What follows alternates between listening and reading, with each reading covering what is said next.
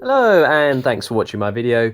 Welcome to another in the series on how to make gold in Guild Wars 2, and this is a slightly different way to make gold in Guild Wars 2. You can't actually make gold pretty quickly with this method. It does take a longer term view into consideration.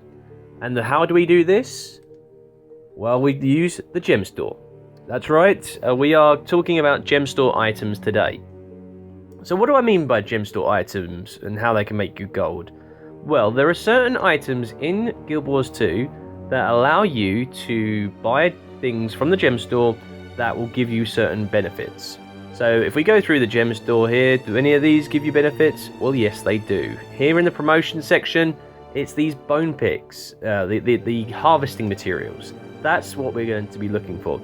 Now, if you look at this from a monetary point of view, where you've got this bone pick here, and it says this tool replaces your mining pick on any character. It has unlimited work uses and works on all ore nodes. Well, that is going to take you a long time to get 1,000 gems worth of gold. For those of you wanting to know what 1,000 gems worth of gold is, it's going to be over 160 gold. I mean, that is a huge amount. It's probably going to be around 185, I think. I can work it out, but I'm not going to bother doing it. So you would have to harvest a huge amount of ore to actually get that. There is no style things that could actually get you any bonuses. So if we go to the special section, this is where all these logging tools and harvesting nodes are. Again, this Frost Wasp logging tool, unlimited uses. These were useful until the Winter's Day 2014. Because if you look here, look how many how many gathering tools I actually have there. I'm not going to need to spend money on gathering tools ever again. The only thing is about the sort of the convenience of actually having these unlimited. But again, I've got a couple of spares, so there's no way I'm going to run out. Even if I spend like an hour doing harvesting. You got the Jack in the Box side, the Molten logging axe, and the Molten Alliance pick, harvesting minion. I mean, all of these axes, they're just cosmetic, really. But there is one that will give you gold. What one is this? Well, if we keep going down, and we come to here. The Watchwork mining pick. Used to mine all metals, unlimited uses, has a small chance to reward a Watchwork sprocket on each swing in addition to mining results. I've spoken to somebody that actually has this, and he says on average per node you can get between 33 and 50% dependent on boosters. For example, if you look here, you've got gathering boosters, you've got 33% chance extra resources. Sometimes that works. I'm not sure if it stacks or not. It's a bit up in the air whether a magic find affects it or not. So Watchwork sprockets, well, how can they make you gold? Well, let's have a look. You can see here I actually get Watchwork sprockets. I completed the living story, and so I actually got one of the nodes for the Watchwork sprockets. I could get around 8 sprockets a day. How much are they worth on the trading post? Well, let's go and have a look. They're worth approximately, and I'm going to use this as approximately to make it even, 3 silver per sprocket. So with 100, I've got virtually 3 gold.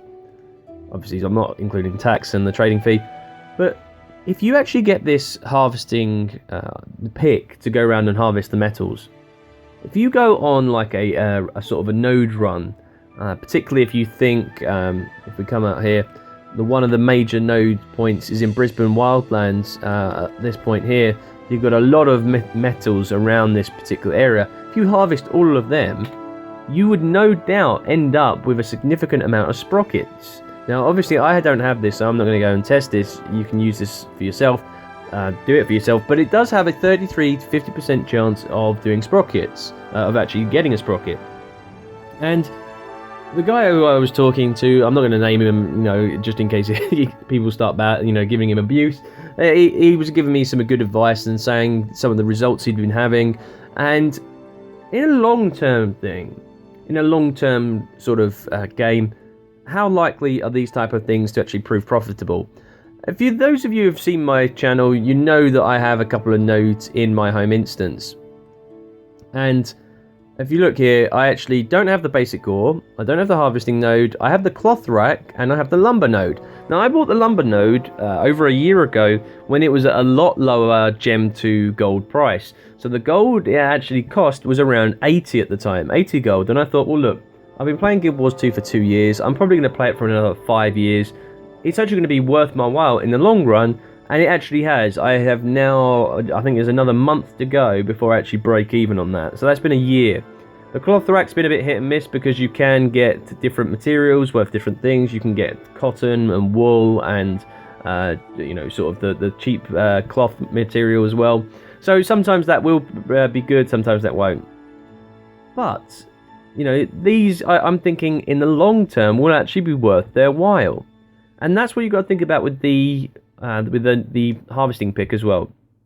Let's have a look, okay? Let's look at the custom exchange for 1,000 gems. Oh, here we go. So 1,000 gems is 181 gold. Okay.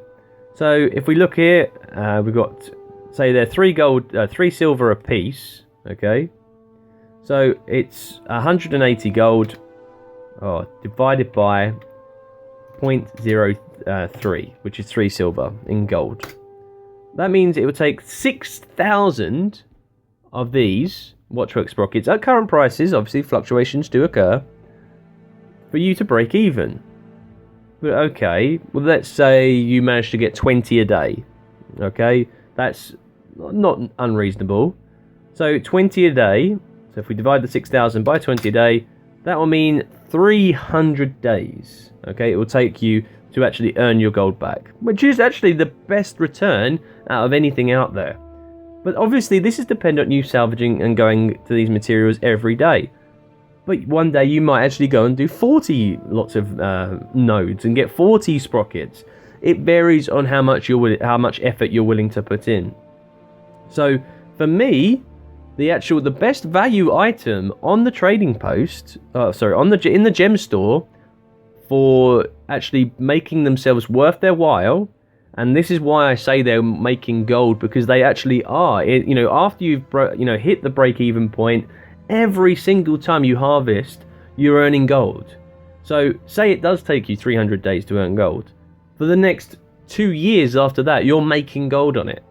Every time you go into a node and you harvest, you're making gold. That is how you should look at these types of gem items.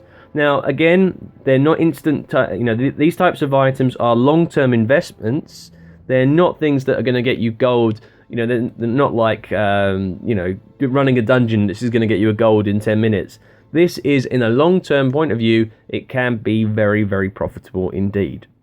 So that's my little advice for you if you're wanting and happy to go and do that. Some of these gem items are definitely worthwhile. Some of them are not. They really will take a long time to actually work your gold back, particularly like the ore node pack, the harvesting node pack. They will take a long time to earn themselves, recoup your investment. And I would advise, not bothering with them unless you actually want to, you might get lucky, or you want to buy them and add to your home instance collection. Thank you very much for watching my video. Feel free to leave any comments if you have any other suggestions for gem store items that you feel can actually earn yourself some money and other players. Please leave them in the comment section below. Thanks for watching. I'll see you on the next video.